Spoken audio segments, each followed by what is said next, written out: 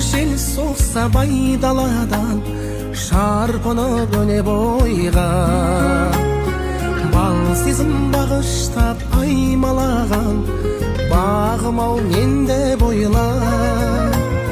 Даламның еркесі елік мүсін, іздеген жанашыр жан.